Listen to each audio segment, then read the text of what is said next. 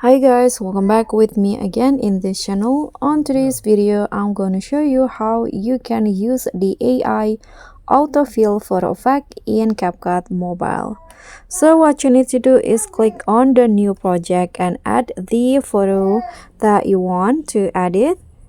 And here, click on the photo, go to style, and you'll easily find on the trending here autofill 1 and 2. You can just choose which one to use. Let's try both of them. So let's try the first one.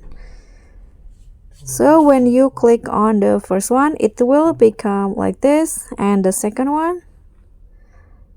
So you can just try it out and find what fit the best for your photos.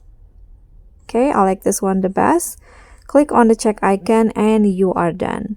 So that's all from me. Thank you so much for watching. Don't forget to like, comment, and subscribe, and also click on the thanks. Bye.